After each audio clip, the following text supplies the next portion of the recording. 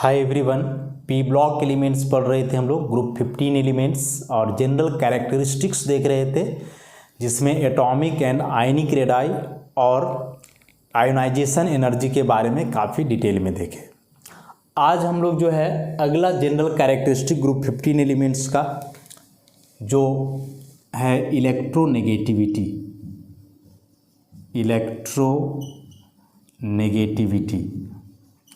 Electronegativity के बारे में हम लोग क्या जानते हैं कि द एबिलिटी ऑफ या bonded atom to attract shared pair electrons towards itself is called its electronegativity. किसी भी बॉन्डेड एटम का शेयर्ड पेयर इलेक्ट्रॉन को अपनी ओर खींचने का एबिलिटी कहलाता है इलेक्ट्रोनेगेटिविटी। तो जाहिर सी बात है कि वह इलेक्ट्रॉन जो अपनी ओर खींचेगा वह इलेक्ट्रॉन उस एटम के न्यूक्लियस की तरफ अट्रैक्शन फील करेगा। तो वह जितना स्ट्रॉन्ग अट्रैक्शन फील करेगा वो इलेक्ट्रॉन लेने का टेंडेंसी उस एलिमेंट का उतना ही ज़्यादा होगा, या इलेक्ट्रॉन डिस्प्लेस उतना ही आसानी से करने वाला है। तो इन शॉर्ट हम लोग इसको ऐसे बोलें कि जो इलेक्ट्रोनेगेटिविटी है, इलेक्ट्रोनेगेटिविटी शॉर्ट में ये लिखें, वह डायरेक्टली प्रोपोर्शनल होगा इफेक्टिव न्यूक्लियर चार्ज का and inversely proportional to atomic size का। ऐसा इफेक्टिव न्यूक्लियर चार्ज के डायरेक्टली प्रोपोर्शनल होता है इलेक्ट्रोनेगेटिविटी और एटॉमिक साइज का इन्वर्सली प्रोपोर्शनल होता है। तो साइज जितना बड़ा होगा इलेक्ट्रोनेगेटिविटी कम। ऐसे समझो आप कि जैसे मान लो कि ये दो जो है बॉन्डेड एटम है, ऐसा, इसमें से साइज को आप छोटा बड़ा करके रखो, इतना बड़ा एक का साइज कर दो। बीच में यहाँ बॉन्ड पेयर के इलेक्ट्रॉन्स हैं, शेयर्ड पेयर इलेक्ट्रॉन्स। अब यह जो न्यूक्लियस है और इसका जो सेल है, इसके बीच डिस्टेंस कम है और इसका न्यूक्लियस और आउटरमोस्ट सेल के बीच डिस्टेंस ज़्यादा है। तो यदि यह इलेक्ट्रॉन इस एलिमेंट की तरफ डिस्प्लेस करे तो यह न्यूक्लियस के करीब रहेगा, ज़्यादा अट्रैक्शन फील करेगा। लेकिन जब इसके तरफ डिस्प्लेस करेगा तो वह न्यूक्लियस से दूर रहेगा और बहुत ज़्यादा अट्रैक्शन फील नहीं करेगा। तो अब चूंकि यह इलेक्ट्रॉन इधर ज़्यादा अट्रैक्शन फील करेगा तो इस एलिमेंट का क्या होगा कि इलेक्ट्रॉन अट्रैक्टिंग एबिलिटी अधिक होगा। इलेक्ट्रॉन अट्रैक्टिंग एबिलिटी अधिक होने का मतलब हुआ कि इसका इलेक्ट्रोनेगेटिविटी ज़्यादा। तो जनरली जो स्मॉलर एलिमेंट होता है या स्मॉलर एटम होता है उसका इलेक्ट्रोनेगेटिविटी ज़्यादा होता है एक बिगर एटम के तुलना में, और रीज़न उसका क्या है कि इसका इफेक्टिव न्यूक्लियर चार्ज क्या होगा, ज़्यादा होगा। तो उस हिसाब से जब ग्रुप 15 एलिमेंट्स की हम लोग बात कर रहे हैं तो ग्रुप 15 एलिमेंट्स को आप कंपेयर कर दो किससे, ग्रुप 14 से। तो जब ग्रुप 14 से उसको कंपेयर करोगे तो ग्रुप 14 और 15, कार्बन सिलिकॉन, इसमें नाइट्रोजन फास्फोरस, ऐसे करके, तो लेफ्ट टू राइट जाने से हम लोग जानते हैं कि इफेक्टिव न्यूक्लियर चार्ज बढ़ता है और साइज जो है घट जाता है। और यह दोनों फैक्टर जो है एक ही चीज़ को ये कर रहा है, क्या कि इलेक्ट्रोनेगेटिविटी बढ़ेगा। तो ग्रुप 15 एलिमेंट का जो इलेक्ट्रोनेगेटिविटी है वह 14 के तुलना में ज़्यादा होगा due to greater effective nuclear charge and a smaller size. अब हम लोग बात करें इसमें केवल ग्रुप 15 की, तो केवल ग्रुप 15 में जब आप नाइट्रोजन, फास्फोरस, आर्सेनिक, एंटीमनी और बिस्मथ की ओर बढ़ोगे तो डाउन द ग्रुप जाने से हम लोग जानते हैं क्या कि साइज बढ़ता है, साइज इंक्रीजेज, और साइज का इन्वर्सली प्रोपोर्शनल इलेक्ट्रोनेगेटिविटी। तो जब साइज बढ़ रहा है तो इलेक्ट्रोनेगेटिविटी क्या होगा, घटेगा, डिक्रीज करेगा। तो on moving down the group the atomic size increases and due to the increase of atomic size the electronegativity, that is the electron attracting ability of atom decreases। इसको वैल्यू के साथ हम लोग सपोर्ट कर सकते हैं। नाइट्रोजन का electronegativity जानते हैं 3.0, फास्फोरस का इलेक्ट्रोनेगेटिविटी 2.1, आर्सेनिक का 2.0 और इस सब का 1.9 के आसपास होता है, ऐसा। तो एंटीमनी और बिस्मथ का कांस्टेंट नहीं है, पॉइंट वैल्यूज के आधार पे यदि कंपेयर करोगे तो वहाँ जाकर के फिर बिस्मथ का इलेक्ट्रोनेगेटिविटी एंटीमनी से थोड़ा कम हो जाता है। तो इस इलेक्ट्रोनेगेटिविटी वैल्यू को याद रखो या डायरेक्ट वेरिएशन को आप याद रखो कि डाउन द ग्रुप जाने से इलेक्ट्रोनेगेटिविटी क्या होता है, डिक्रीज करता है। उसके बाद अगला इसमें आता है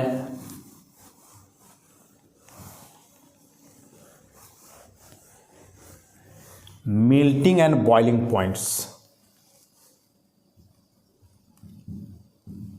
मेल्टिंग एंड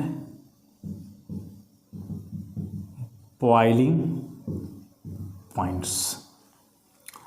मेल्टिंग और बॉइलिंग पॉइंट्स को यदि डाटा के आधार पे हम लोग कंपेयर करें और समझना चाहें तो आसान होगा। उसके लिए डाटा की ओर हम लोग बढ़ते हैं। एलिमेंट्स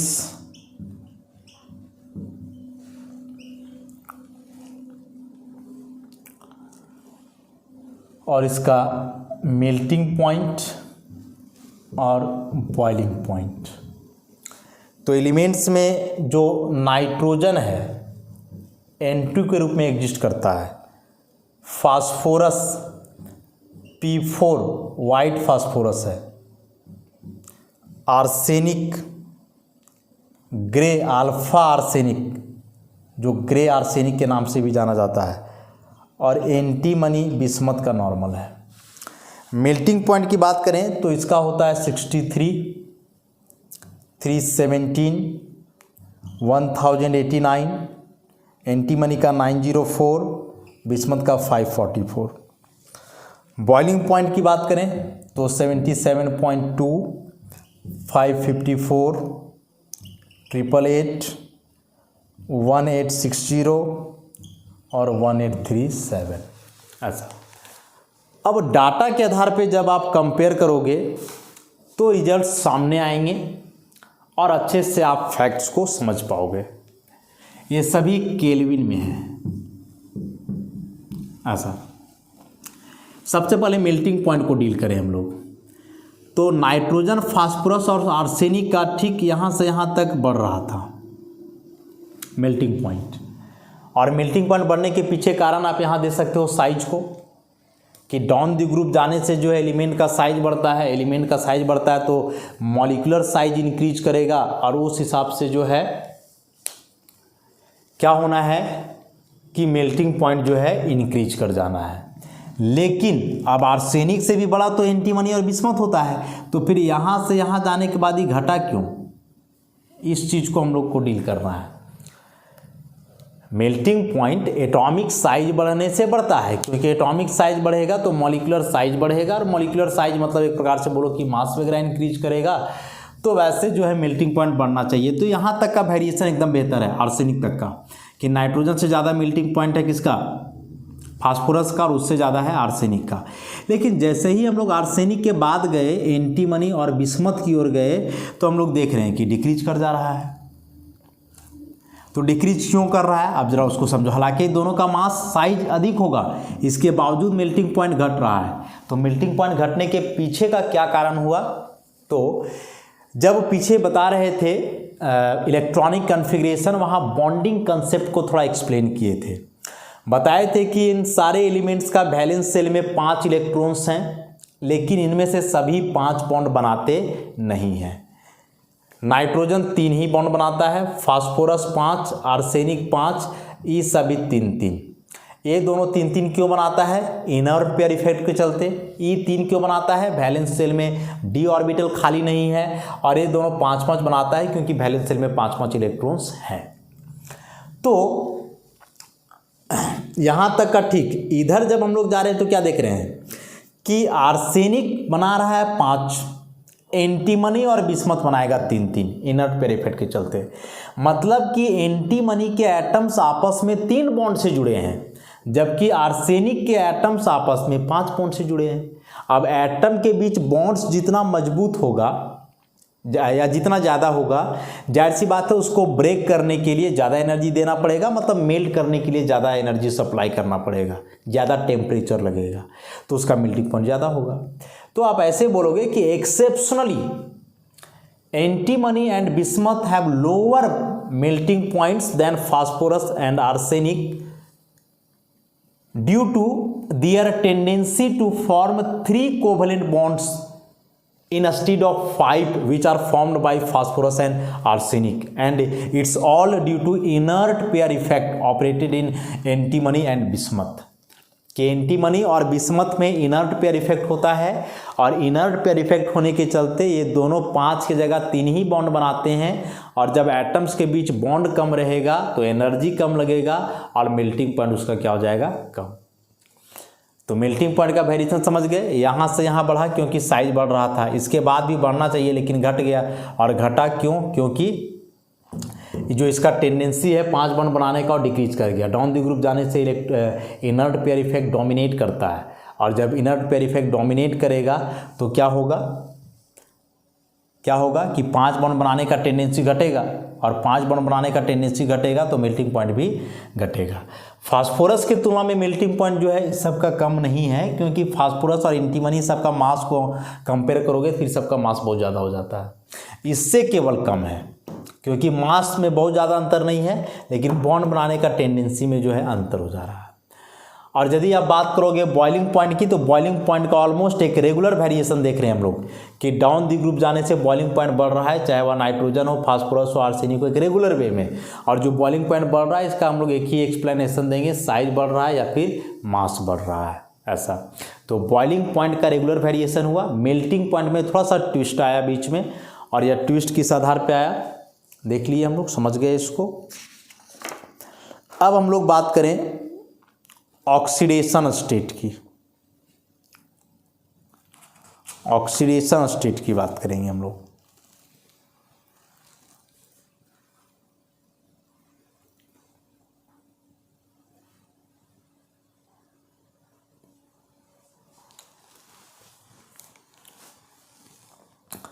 ऑक्सीडेशन स्टेट मतलब कि जब कोई एटम कंबाइन करता है दूसरे एटम से तो उस दरमियान उस पर कितना चार्ज अपीयर होता है, या एक कंपाउंड में एक पर्टिकुलर एटम को छोड़ करके बाकी एटम्स को हटा दिया जाए तो जो चार्ज अपीयर होगा उस एलिमेंट पे वही कहलाता है उसका ऑक्सीडेशन नंबर। तो ऑक्सीडेशन स्टेट की यदि हम लोग बात करें तो जो ग्रुप 15 के एलिमेंट्स हैं इनका जनरल इलेक्ट्रॉनिक कॉन्फ़िगरेशन क्या है? जनरल इलेक्ट्रॉनिक कॉन्फ़िगरेशन है NH2 और Np3, ऐसा मतलब वैलेंस सेल में 5 इलेक्ट्रॉन्स। यदि ये 5 इलेक्ट्रॉन लूज कर दें, 3 पे आ जाएगा +5, 5 प्लस चार्ज, और जब 5 प्लस चार्ज आ जाएगा तो ऑक्सीडेशन स्टेट यहाँ हम लोग लिखेंगे +5। लेकिन यही एलिमेंट्स यदि 3 इलेक्ट्रॉन गेन करके ऑक्टेट पूरा करना चाहेंगे, Np6 ऑक्टेट पूरा करना चाहेंगे, तो यहाँ क्या होगा कि इस पे 3 नेगेटिव चार्ज आएगा, और इस केस में इसका ऑक्सीडेशन नंबर हम लोग लिखेंगे -3। तो ग्रुप 15 एलिमेंट्स का वैलेंस सेल में 5 इलेक्ट्रॉन्स हैं। यदि वे पांचों इलेक्ट्रॉन्स लूज करते हैं मेटेलिक कैरेक्टर शो करके तो ऑक्सीडेशन स्टेट +5 होगा। लेकिन यदि वे 3 इलेक्ट्रॉन्स गेन करके ऑक्टेट पूरा करना चाहेंगे तब उनका ऑक्सीडेशन स्टेट क्या होगा, -3। तो हम लोग ऐसे बोलते हैं कि जो ऑक्सीडेशन स्टेट का रेंज है ग्रुप 15 का वह है -3 to +5, -3 से +5। मतलब ग्रुप 15 के एलिमेंट्स नेगेटिव ऑक्सीडेशन स्टेट भी शो कर सकते हैं, पॉजिटिव भी। नेगेटिव ऑक्सीडेशन स्टेट शो कब करेंगे, जब इलेक्ट्रॉन गेन करेंगे, मतलब जब वे अपने से कम इलेक्ट्रोनेगेटिव एलिमेंट के साथ होंगे तब। पॉजिटिव ऑक्सीडेशन स्टेट कब शो करेंगे, जब इलेक्ट्रॉन लूज करेंगे, मतलब जब वे अपने से ज़्यादा इलेक्ट्रोनेगेटिव एलिमेंट के साथ होंगे तब। तो group 15 elements exhibit negative oxidation state of -3 because they all have tendency to gain 3 electrons to achieve octet, and due to this reason they can exhibit -3 oxidation state. Also they have 5 valence electrons and a tendency to lose these 5 electrons when they are present with a more or a highly electronegative element, and in this case they exhibit oxidation state of +5। तो एक range में होता है -3 से लेकर के 5 तक। बड़ा इंपॉर्टेंट है, एग्जाम में आता है कि ग्रुप 15 एलिमेंट्स का ऑक्सीडेशन स्टेट कहाँ से कहाँ तक वेरी करता है, तो -3 to +5। अब हम लोग जो जानते हैं कि पीरियोडिक टेबल में एक पर्टिकुलर ग्रुप में डाउन द ग्रुप जाने से मेटेलिक कैरेक्टर बढ़ता है। डाउन द ग्रुप जाने से क्या होगा, मेटेलिक कैरेक्टर इंक्रीज करेगा, बढ़ेगा। और मेटेलिक कैरेक्टर जब इंक्रीज करेगा तो क्या होगा कि पॉजिटिव ऑक्सीडेशन स्टेट शो करने का टेंडेंसी बढ़ेगा और नेगेटिव ऑक्सीडेशन स्टेट शो करने का टेंडेंसी घटेगा। तो ग्रुप 15 में जो नीचे वाले एलिमेंट्स हैं, बिस्मथ, एंटीमनी वगैरह, वे पॉजिटिव ऑक्सीडेशन स्टेट ज़्यादा शो करेंगे, नेगेटिव नहीं के बराबर। और जो ऊपर वाला एलिमेंट है नाइट्रोजन वगैरह, ये सब नेगेटिव ऑक्सीडेशन स्टेट शो करने का टेंडेंसी ज़्यादा रखेगा।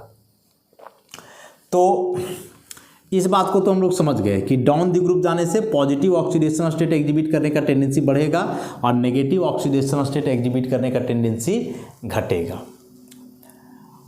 इसका मतलब कि जो बिस्मथ है और एंटीमनी है, ये सभी नेगेटिव ऑक्सीडेशन स्टेट रेयरली ही शो करते हैं, फुली मेटेलिक नेचर के हैं, इलेक्ट्रोनेगेटिविटी भी काफ़ी कम है, तो हमेशा पॉजिटिव ही शो करेंगे। जैसे इसका हाइड्राइड बनाओगे तो हाइड्रोजन का इलेक्ट्रोनेगेटिविटी 2.2, 2.1 या 2.0 हम लोग लेते हैं, जबकि बिस्मथ का 0.9। तो यहाँ तो हाइड्रोजन ज़्यादा इलेक्ट्रोनेगेटिव है तो इसका ऑक्सीडेशन स्टेट नेगेटिव हो जाएगा और इसका पॉजिटिव में हो जाएगा, ऐसा। तो इलेक्ट्रोनेगेटिविटी कम है, तो ये जब भी कंबाइन करेंगे तो अपने से ज़्यादा इलेक्ट्रोनेगेटिव एलिमेंट से ही कंबाइन करेंगे, तो उस केस में इनका पॉजिटिव होगा और जो बगल में हाईली इलेक्ट्रोनेगेटिव एलिमेंट है उसका क्या होगा, नेगेटिव में होगा। तो ठीक है, पॉजिटिव ही शो करेगा। तो पॉजिटिव में हम लोग कितना दिखा रहे थे जी, +5 दिखा रहे थे। अभी जो +5 ऑक्सीडेशन स्टेट है कब शो होगा, जब NH2 NP3 ये पांचों इलेक्ट्रॉन बॉन्ड बनाने में भाग लेंगे। लेकिन डील किया था हमने इंट्रोडक्शन क्लास में ही कि जो हेवियर एलिमेंट्स है उसमें वैलेंस शेल के जो s के 2 इलेक्ट्रॉन्स हैं, ये दोनों बॉन्ड बनाने में भाग नहीं लेते हैं और ये कहलाते हैं इनर्ट पेयर, और यह फेनोमेनन कहलाता है इनर्ट पेयर इफेक्ट। तो जो हेवियर एलिमेंट्स हैं एंटीमनी और बिस्मथ, इनमें इनर्ट पेयर इफेक्ट ज़्यादा डोमिनेट करता है। तो क्या होता है कि इन दोनों के केस में जो s इलेक्ट्रॉन है दोनों, वह बॉन्ड बनाने में भाग नहीं लेगा, p का तीनों लेगा, और जब p का तीनों लेगा तो ऑक्सीडेशन स्टेट कितना होगा, +3। तो on moving down the group the tendency to exhibit +3 oxidation state increases due to inert pair effect. या ऐसे भी पूछ सकता है कि +3 ऑक्सीडेशन स्टेट किसके लिए सबसे ज़्यादा स्टेबल है, ऑप्शन दे देगा कोई, जैसे नाइट्रोजन, फास्फोरस, एंटीमनी, बिस्मथ, और बोलेगा चारों में से +3 ऑक्सीडेशन स्टेट सबसे ज़्यादा स्टेबल किसके लिए है। क्या जवाब दोगे आप, बिस्मथ के लिए, क्योंकि इसमें इनर्ट पेयर इफेक्ट जो है डोमिनेट कर रहा है। नाइट्रोजन एक ऐसा एलिमेंट है इस ग्रुप का जिसमें सारे ऑक्सीडेशन स्टेट एग्जिबिट होते हैं। जो रेंज बताया हमने -3 से +5, उस रेंज का हर एक ऑक्सीडेशन स्टेट एग्जिबिट किया जाता है नाइट्रोजन के द्वारा। और इसके एग्जाम्पल्स की बात करें तो जैसे NH3, N2H4, hydrazine, hydroxylamine, NH2OH, dinitrogen N2, nitrous oxide N2O, nitric oxide, dinitrogen trioxide, dinitrogen tetraoxide and dinitrogen pentoxide, ऐसा। और इन सारे केस में नाइट्रोजन का यदि आप ऑक्सीडेशन स्टेट कैलकुलेट करोगे तो पाओगे कि एक सर्टेन रेंज में जो है नाइट्रोजन का ऑक्सीडेशन स्टेट वेरी कर रहा है। नाइट्रोजन का इलेक्ट्रोनेगेटिविटी 3.0, हाइड्रोजन का हम लोग 2.2, 2.1 करके लिखते हैं, लेकिन जो ऑक्सीजन है इसका होता है 3.5। तो यहाँ नाइट्रोजन और हाइड्रोजन है, नाइट्रोजन ज़्यादा इलेक्ट्रोनेगेटिव होती है, इसका माइनस में, हाइड्रोजन का प्लस में। तो हाइड्रोजन का होता है +1, 3 हाइड्रोजन है तो +3, तो नाइट्रोजन पे -3। वैसे यहाँ निकालोगे तो नाइट्रोजन का -2, यहाँ निकालोगे तो ये NH2OH ऐसा होता है, ऐसा। तो इसका +1, इसका +1, इसका -1, ऑक्सीजन का यहाँ बगल में OH भी है ऐसा लेकर के, तो 1 + 1 - तो ख़त्म, तो बचा क्या +1, तो नाइट्रोजन का यहाँ या +1 नहीं, इसको आप ऐसे दिखा सकते हो, NH2OH में नाइट्रोजन का ऑक्सीडेशन नंबर +1 नहीं -1, क्योंकि +1 बचा तो उधर जाकर के -1 हो जाएगा, ऐसा -1। N2 मॉलिक्यूलर फॉर्म में 0, अब आ जाओ N2O, तो ऑक्सीजन का -2 होता है, ऑक्सीडेशन स्टेट जो है मोर इलेक्ट्रोनेगेटिव है नाइट्रोजन से ज़्यादा, तो यहाँ ऑक्सीजन का नेगेटिव में होगा और नाइट्रोजन का पॉजिटिव में होगा। तो ऑक्सीजन का जब तुम यहाँ -2 लोगे तो जो नाइट्रोजन का आएगा ऑक्सीडेशन नंबर वो +1 आएगा, फिर यहाँ ऑक्सीजन का -2 तो नाइट्रोजन का आ जाएगा +2, यहाँ +3, यहाँ +4 और यहाँ +5। तो क्या देख रहे हैं, एकदम जो -3 से वैरी किया है वो +5 तक वैरी किया है। तो यहाँ से भी एक बड़ा इंपॉर्टेंट क्वेश्चन आता है, एकदम ध्यान रखोगे कि नाइट्रोजन का कौन सा कंपाउंड है जिसमें इसका ऑक्सीडेशन नंबर -1 है, NH2OH। कौन सा कंपाउंड है जिसमें इसका ऑक्सीडेशन नंबर -2 है, तो N2H4। तो बेहद इंपॉर्टेंट टॉपिक है, बहुत सारा क्वेश्चन इससे रिलेटेड आता है, ऑक्सीडेशन स्टेट से रिलेटेड, याद रखोगे। नाइट्रोजन का ऑक्सीडेशन नंबर +5 है, किसके साथ, ऑक्सीजन के साथ। ऑक्सीजन के साथ मतलब वैसा एलिमेंट के साथ जो मल्टीपल बॉन्ड बनाता है, पाई बॉन्ड बनाता है। नाइट्रोजन का ऑक्सीडेशन नंबर कभी भी +5 नहीं होगा, कब, जब वह मोनोवैलेंट एटम से कंबाइन करेगा, मतलब NCl5 या NF5 ऐसा कोई कंपाउंड नहीं बनेगा। हालांकि नाइट्रोजन का यहाँ भी +5 है लेकिन एग्जिस्ट नहीं करेगा। क्यों नहीं करेगा, इसको एक्सप्लेन किए हैं पीछे कि नाइट्रोजन का यहाँ 5 बॉन्ड हो जाएगा तो वैलेंस शेल में 10 इलेक्ट्रॉन मोर देन ऑक्टेट, जो कि पॉसिबल नहीं है नाइट्रोजन के लिए, क्योंकि इसके वैलेंस शेल में d ऑर्बिटल खाली नहीं है। समझ गए। तो इस ऑक्सीडेशन स्टेट के वेरिएशन को आप याद रखिएगा कि ग्रुप 15 एलिमेंट का ऑक्सीडेशन स्टेट वैरी करता है -3 to +5। डाउन दी ग्रुप जाने से नेगेटिव ऑक्सीडेशन स्टेट शो करने का टेंडेंसी घटेगा, पॉजिटिव ऑक्सीडेशन स्टेट शो करने का टेंडेंसी बढ़ेगा। पॉजिटिव में भी +5 शो करने का टेंडेंसी घट जाता है डाउन दी ग्रुप जाने से, +3 शो करने का टेंडेंसी बढ़ जाता है due to inert pair effect. Nitrogen इस ग्रुप का एकमात्र ऐसा एलिमेंट है जिसका ऑक्सीडेशन नंबर हर केस में है, मतलब -3 से +5 के बीच जितना आता है सब एग्जिबिट करेगा। जब यह हाइड्रोजन के साथ हो तो नेगेटिव ऑक्सीडेशन स्टेट शो करेगा, और जब ऑक्सीजन के साथ हो या फ्लोरीन वगैरह के साथ हो, मतलब अपने से ज़्यादा इलेक्ट्रोनेगेटिव एलिमेंट के साथ, तब वो शो करेगा पॉजिटिव ऑक्सीडेशन स्टेट। इसमें आप बिल्कुल भी नहीं भूलिएगा कि कौन सा कंपाउंड में नाइट्रोजन का ऑक्सीडेशन नंबर कितना है।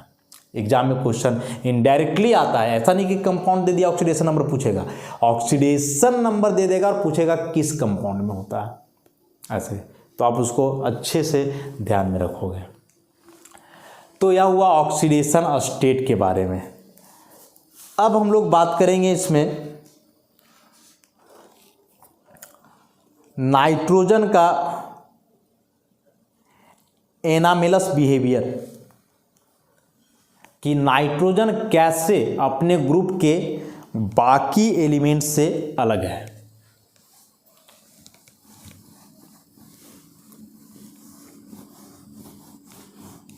How nitrogen is different from other members of group 15।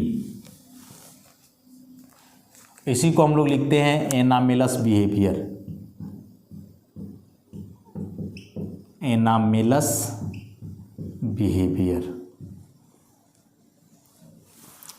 सबसे पहला कि नाइट्रोजन जो है एक कलरलेस गैस है, जबकि दूसरे मेंबर इस ग्रुप के जनरली सॉलिड्स हैं। चाहे आप फास्फोरस लो, आर्सेनिक लो, बिस्मथ लो, वे सभी क्या है, सॉलिड्स। नाइट्रोजन क्या है, कलरलेस गैस। अगला, nitrogen exist as diatomic molecule. Nitrogen N2 के रूप में एग्जिस्ट करता है। फास्फोरस को P2 नहीं लिखोगे आप, आर्सेनिक को H2 नहीं लिखोगे, ऐसा। Nitrogen exist as diatomic molecule while other members of this group do not. अब यहां से यही क्वेश्चन आता है कि नाइट्रोजन डायएटॉमिक मॉलिक्यूल के रूप में एग्जिस्ट क्यों करता है, why nitrogen exist as N2, ऐसा क्वेश्चन एग्जाम में आया कई बार। Why nitrogen exist as N2 while phosphorus as P4, कि नाइट्रोजन क्यों N2 के रूप में एग्जिस्ट कर रहा है और फास्फोरस क्यों P4 के रूप में एग्जिस्ट करता है। बड़ा इंपॉर्टेंट क्वेश्चन है, इसका एक्सप्लेनेशन जरा देखोगे। बॉन्डिंग कंसेप्ट यहाँ आना है। नाइट्रोजन का atomic number 7, valence shell configuration 2s2 2p3, 2s में 2 इलेक्ट्रॉन्स और 2p में 3 इलेक्ट्रॉन्स। यदि नाइट्रोजन में N2 का जो लेविस स्ट्रक्चर है उसका बात करें हम लोग, तो ये 5 इलेक्ट्रॉन, एक और नाइट्रोजन है उसके भी 5 इलेक्ट्रॉन्स, मिला दो ऐसे ऑक्टेट पूरा हो जाएगा और बीच में बन जाएगा ट्रिपल बॉन्ड, एक इलेक्ट्रॉन पेयर यहाँ बचेगा, एक यहाँ बचेगा। तो नाइट्रोजन जो आपस में यहाँ 3 बॉन्ड बना रहा है, तो ये तीनों बॉन्ड में हम लोग जानते हैं कि तीनों बॉन्ड मतलब ट्रिपल बॉन्ड। तो ये ट्रिपल बॉन्ड में क्या है कि यह जो ट्रिपल बॉन्ड बन रहा है उसमें से एक सिग्मा है और 2 पाई है। और सिग्मा पाई जानने के लिए जो है इस ओवरलैपिंग के कंसेप्ट को हम लोग को जानना होगा।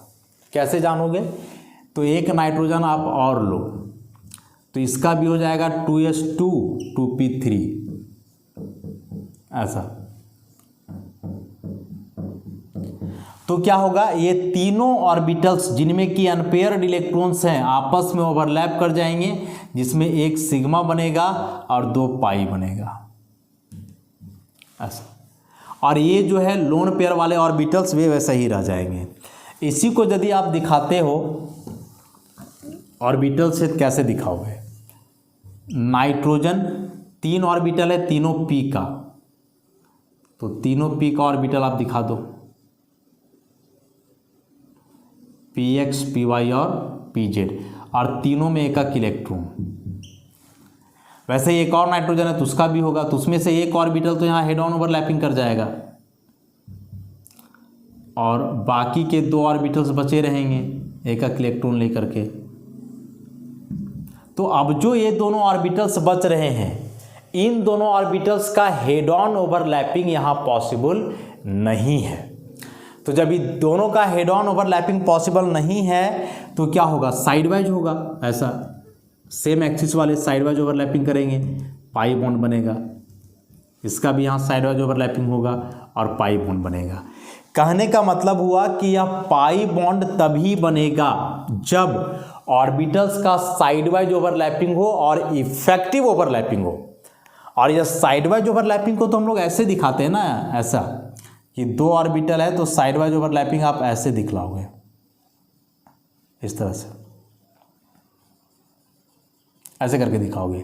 और यह तभी पॉसिबल है जब दोनों ऑर्बिटल के बीच डिस्टेंस कम हो, मतलब इस एटम का न्यूक्लियस और इस एटम का न्यूक्लियस दोनों नज़दीक हो, मतलब इंटर न्यूक्लियर डिस्टेंस कम हो, इंटर न्यूक्लियर डिस्टेंस कम हो। इंटर न्यूक्लियर डिस्टेंस कम कब होगा, जब स्मॉल एटम हो ऐसा। तो N2 मतलब डायटॉमिक मॉलिक्यूल के रूप में एग्जिस्ट कर रहा है, उसके लिए बीच में ट्रिपल बॉन्ड बना, एक सिग्मा और 2 पाई। पाई बॉन्ड बनने के लिए ऑर्बिटल का साइडवाइज ओवरलैपिंग होना था, और साइडवाइज ओवरलैपिंग होने के लिए इंटरन्यूक्लियर डिस्टेंस कम होना चाहिए, मतलब स्मॉल एटम होना चाहिए। अब हम लोग जान रहे हैं कि इस ग्रुप का जो स्मॉलेस्ट एटम है वह कौन है, नाइट्रोजन है।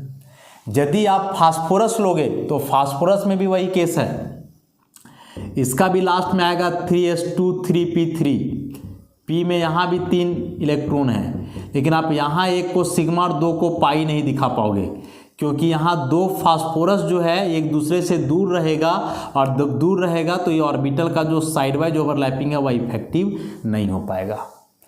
तो due to greater size of phosphorus its orbitals can't overlap in sideways manner,